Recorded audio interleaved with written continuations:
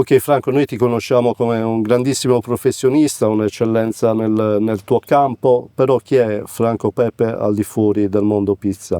Allora Christian, al di fuori del mondo pizza cerco di farlo nel modo migliore, cerco di essere soprattutto un buon padre di Francesca e Stefano, e poi sono una persona che mi piace molto interagire con tutto ciò che ha un significato dietro il fattore umano, e quello mi ha portato un po' ad essere conosciuto nel mondo, perché il fattore umano, l'interazione con le persone vere, per me è un qualcosa di importante.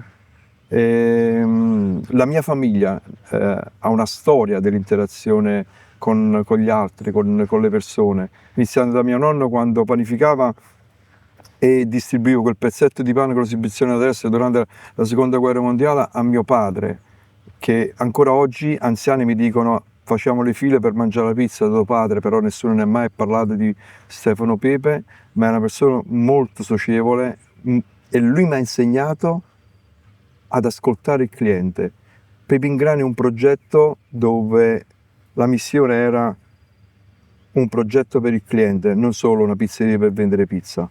Quindi la risposta è che non esiste un Franco Pepe al di fuori della pizza. Però riprendendo quello che hai detto tu adesso, no?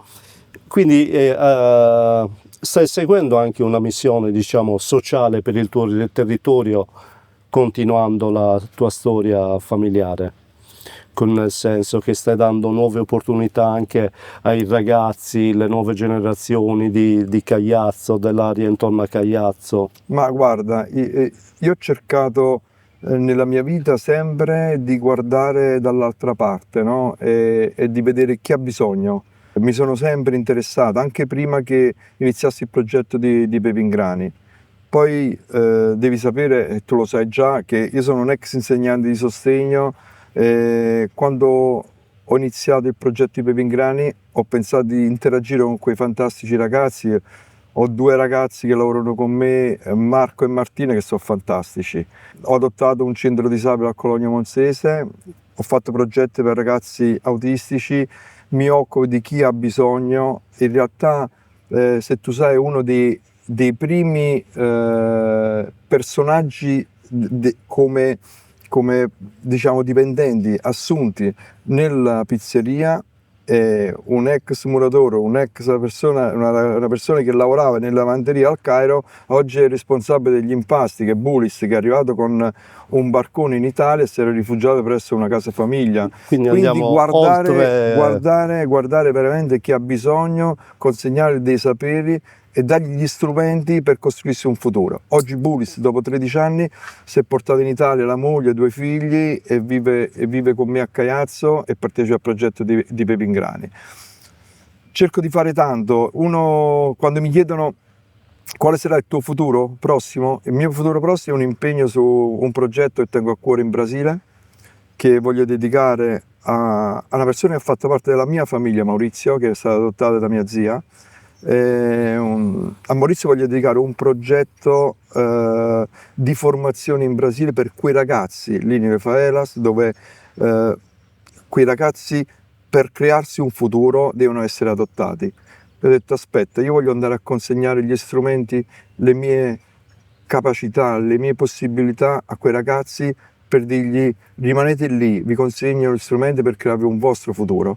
E quindi con l'associazione Domenico Cirillo di Napoli e con alcuni amici pizzaioli in Brasile ho deciso di iniziare a buttare giù le basi di questo progetto, che probabilmente a novembre sarò lì. Tu pensa, Christian, che sono stato invitato più volte in Brasile dai pizzaioli a fare queste serate, e io ho sempre detto no, perché andare in Brasile a fare delle serate in delle pizzerie non mi davano quell'opportunità di essere me stesso e di raggiungere quell'obiettivo, quello di poter fare qualcosa per i ragazzi che sono in Brasile e che lì hanno difficoltà a guardare avanti, a guardare un futuro. Quindi per me la cosa più bella è consegnare i miei saperi, e il futuro si può rimanere immortali così che tu consegni i saperi, perché un giorno, se ci sarà una fondazione, se ci sarà una scuola di formazione, se uno di quei ragazzi non sarà costretto ad essere adottato, ma si è creato un percorso di vita con i miei saperi, per me sarà bellissimo. Ritornando sul territorio, quello che hai rigenerato, riportato in vita, parlando delle persone che tu hai riportato nella terra, parlando dei loro prodotti, qual è adesso il tuo modo di cooperare, di mantenere in vita, di rigenerare anche nuove realtà?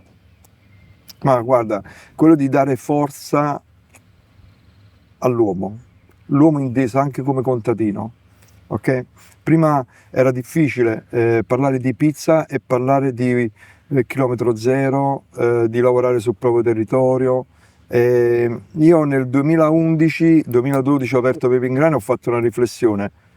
Ho guardato un po' quello che faceva mio padre. Mio padre andava sul territorio e trovava delle materie prime fantastiche, dalla mozzarella all'origano, ai funghi del matese, ai formaggi, ai salumi, e ho fatto una riflessione. Sì, è vero, dietro queste materie prime importanti non ci sono aziende, ma ci sono uomini che si svegliano la mattina per fare un lavoro onesto, e quindi perché non dare dignità a questo lavoro?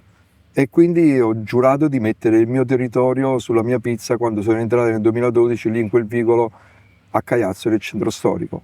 E quindi il futuro è proprio far capire agli altri, che poi molti hanno ascoltato il mio consiglio e fanno un lavoro sul territorio, come stiamo facendo pure adesso qui che siamo in Sardegna, dove io col mio impasto voglio dialogare con i produttori locali, con le materie prime importanti, e così tu dai anche un'esclusività e ti crea anche la tua autenticità del prodotto, e non vai a standardizzare un monoprodotto di pizza che lo puoi trovare ovunque. È molto bello il lavoro, te lo dico da sardo, è molto bello il lavoro che stai facendo qui in Sardegna, per quello che ho visto, anche il tuo coinvolgere le realtà locali è una cosa molto bella, molto preziosa. Io sono sicuro che i sardi nel tempo apprezzeranno sempre di più e ti riconosceranno questo tuo grandissimo contributo che è iniziato non da tanto tempo, 3 anni, quindi siamo, diciamo, agli inizi, tra virgolette. Questo è il 3° anno e la Sardegna è un posto che, oltre ad essere bello, quando tu pensi alla Sardegna, pensi alla bellezza della Sardegna. Io ti dico che la Sardegna è pure buona, cioè ha dei sapori incredibili. E allora io che sperimento col mio impasto di dialogare con i territori, il mio obiettivo è: il mio impasto deve accogliere i sapori della Sardegna. Sì, che poi secondo me, conoscendo le realtà, penso anche tu sei stato molto coraggioso a rivisitare, celebrare, dai, no, non rivisitare, celebrare certe ricette iconiche sarde, no? Come abbiamo provato ieri sera. Hai avuto molto coraggio, ma io sono sicuro che tu fossi sicuro che sarebbe stato apprezzato Allora, io diciamo che il coraggio l'ho avuto, sai perché? Perché conosco il popolo sardo, non è facile, voglio dire, interagire su un cambiamento di qualcosa che parla di tradizione, no? Però io ho detto, attenzione, infatti invitai 10-12 giornalisti sardi, io voglio fare un omaggio, voglio vedere se riesco a dialogare col mio impasto, con i vostri sapori, le vostre ricette della tradizione. E quindi l'importante è fare le cose in un certo modo, dando un giusto significato a quello che si fa, e quell'impasto che lega con la Seata è un omaggio mio alla Sardegna che mi ha accolto in questa bellissima terra. Bellissimo. Ok, usciamo fuori dal territorio italiano, dalla Sardegna, da Caiazzo, dalla Campania, e voliamo un'altra volta a Copenaghen, dove negli scorsi mesi, un po' di tempo fa, hai partecipato a Convergence da Rasmus Munk all'Alchemist. Questa connessione, eri l'unico pizza chef lì a Copenaghen, se non sbaglio. Sì. Com'è stato questa contaminazione, questo condividere idee, valori, lì in un contesto dove, se non sbaglio, erano 60 chef, con 60 chef. 60 chef da tutto il mondo. Com'è stata questa esperienza? Cosa ti ha arricchito a te come professionista, ma cosa hai trasmesso tu a questi grandi campioni globali? Allora Christian, parto un po' più indietro nel tempo. Quando ho aperto Pepingrani, l'idea mia era di fare formazione diversa e di applicare la cucina alla pizzeria, quindi un team di cucina che elaborava, trasformava la materia prima a supporto dei pizzaioli. Avevo questo concetto qui, perché mi trovavo quelle materie prime del territorio che erano fantastiche dal punto di vista nutrizionale, devono essere trattate in modo giusto, devono essere messe sulla pizza, e quindi la cucina applicata alla pizzeria, scomporre la figura del pizzaiolo. Allora, quando sono entrato, ci sono due momenti importanti di quello che tu parli che mi hanno fatto capire che forse aveva avuto un senso quello che ho fatto. Quando The Best Chef mi ha dato i 2 coltelli, e questo per me è stata un'emozione importante. Lì ho avuto una percezione, ho avuto dei brividi addosso, che forse avevo ragione nel 2012. E poi quando sono entrato da Erasmus da Alchemist con 60 chef, mi sono trovato questa felpa addosso, questo manifesto scritto Franco Pepe ospite d'onore. Per me è stata una grandissima emozione arrivare lì col mio impasto da Caiazzo ed esprimermi con un parterre di chef fantastici di tutto il mondo, e lì ho avuto veramente una grande conferma che forse quei 2 coltelli che mi avete dato con il Best Chef avevano un senso. E quindi la contaminazione, il far capire allo chef che cos'è la mia pizza, che non è solo l'impasto dove si mette gli ingredienti sopra e si butta nel forno e poi si porta a tavola, ma c'è un concetto di cucina applicata. E questo ha dato un segnale importante che io dico oggi però alle nuove generazioni: facciamo attenzione. Oggi si generalizza troppo sulla pizza che sa di cucina, però bisogna fare una differenza su come avvicinarsi all'alta cucina. Per me l'interazione con l'alta cucina significa anche per me un corso aggiuntivo di formazione professionale, c'è uno scambio di sapere, quindi lo chef, l'alta cucina, serve a scambiarsi delle idee per crescere, non a sostituirsi. Cioè devono fare attenzione le nuove generazioni di pizzaioli a farsi fare le ricette dagli chef, perché una cosa è interagire con l'alta cucina, una cosa è farsi fare le ricette dagli chef, perché noi abbiamo bisogno nel mondo pizza di formazione tecnica e scientifica, un po' quello che manca a largo raggio sul mondo pizza, e sto cercando di far capire che il futuro è fatto di formazione, perché se noi vogliamo interagire con gli chef, il pizzaiolo non deve essere solo formato sull'impasto, sulla lievitazione, ma anche in cucina come trasformare la materia prima. E tornando alla, diciamo, sempre convergence nella parte tecnica, no? Ok, l'impasto è arrivato da Caiazzo, ma poi la pizza hai usato anche prodotti locali, se non sbaglio. Sì, ho utilizzato un gambero locale che mi ha fornito Erasmus, che per me è stato fantastico, cioè prendere una materia prima da uno chef del genere e metterlo sulla mia pizza, per me è stata una cosa fantastica. Infatti ho portato Spazio Mare con il gambero che mi ha fornito lo chef, e quella è la contaminazione, perché poi siamo stati a dialogare con lui e poi gliel'ho fatto assaggiare, e questa è una cosa per me, ho provato una grandissima emozione quando ho messo quel morso di pizza fritta con questa misticanza di mare, diciamo, no? Le erbette di mare, che veramente è una cosa bellissima, con quei profumi, con quei colori, è stata una cosa, un'emozione incredibile. Secondo me anche a livello simbolico, che parli della Danimarca, di Copenaghen, di tutto il movimento, che loro sono proprio la sostenibilità applicata alla cucina contemporanea, e poi tu arrivi da Caiazzo con la stessa idea, si uniscono due mondi distanti ma completamente, sicuramente molto vicini. Infatti Cristian, io viaggio sempre col mio impasto, poi se vado verso una destinazione dove posso trovare materie prime importanti, valide, che possono accogliere il mio impasto, e io lo faccio con veramente grande soddisfazione. Quale responsabilità senti oggi come leader globale nel tuo settore? Tu sei un leader, no? Lo sai, tu sei... No, io non lo so che sono un leader, me lo dici tu, ma io non mi sento un leader. diciamo fonte di ispirazione per le nuove Sì, generazioni. perché come fonte di ispirazione ho dei segnali importanti, perché da tutto il mondo interagisco e mi scrivono tanti pizzaioli. Questo dialogare con i pizzaioli è una cosa bellissima, guarda. Sì, io riesco a dialogare più con i pizzaioli che stanno nel mondo che con quelli là italiani, però è bellissimo sta cosa, e dialogare con i pizzaioli di tutto il mondo è un qualcosa che mi fa capire che forse qualche messaggio l'ho lanciato e lascio qualcosa alle nuove generazioni. E quindi per me è importante, perché molti mi considerano un mentore un po' della nostra categoria. E io Un non Red faccio Zeppi, no? Un Red Zeppi, sei veramente una fonte di grande ispirazione. Te lo dico io perché parlo con tanti giovani e ti riconoscono assolutamente questo ruolo. Ma guarda, se uno rimane poi una persona umana e comunque e che riesce a dialogare con gli altri, è una cosa bellissima. Questo ti facilita un po' questa funzione di essere un punto di riferimento, che il problema è il non dialogo che non ti porta a questo. Invece io dialogo con tutti i giovani pizzaioli che mi chiedono di interagire con loro.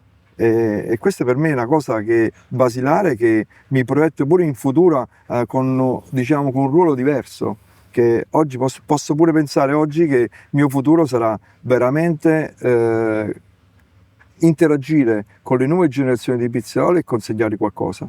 Qual è il consiglio che dai più spesso alle nuove generazioni? Fare attenzione ai social, non utilizzare la comunicazione, ma il percorso si forma soprattutto sui saperi, e quindi studiare, confrontarsi, se c'è la possibilità di entrare nelle cucine degli chef. Franco, stiamo andando verso la finale di questo piacevole dialogo, no? Quale, se hai ancora un sogno da realizzare, qual è? Ma io ti direi che c'è un sogno ancora non sognato, quindi io ho una certa età, però mi sento ancora giovane per questo percorso, e c'è un sogno ancora non sognato, e quindi aspetto veramente, perché sono in attesa anche di capire questo mondo pizza dove andrà. Io ti dico, quando sei venuto in Autentica, ti ho fatto vedere che quando ho aperto Autentica, dove poi lì l'avevo aperto per 8 persone, dove io raccontavo la pizza, oggi sono arrivati i più grandi chef al mondo, da Lando Cassa, Ana Ross, tutti, inutile elencarli tutti, sono tantissime, e mai nel 2012 si poteva pensare di portare tanti chef, l'ultimo Paco Mendez, settimana scorsa, in una pizzeria. E ti ho fatto vedere che avevo messo una cornice vicino al muro e ho detto qui forse ci metto qualche firma. Oggi invece le pareti sono piene di firme, dove non c'è più spazio per chi viene in Autentica, e per farti capire che a volte parlare di sogni come obiettivi bisogna farlo nel modo giusto, bisogna porre dei piccoli obiettivi per ottenere dei grandi risultati. Questa è la domanda, diciamo, che facciamo, non voglio dire i più grandi, ma i professionisti più affermati. Chi è the best chef o il the best pizza? Quali caratteristiche compongono? Cosa significa essere il the best, uno dei the best?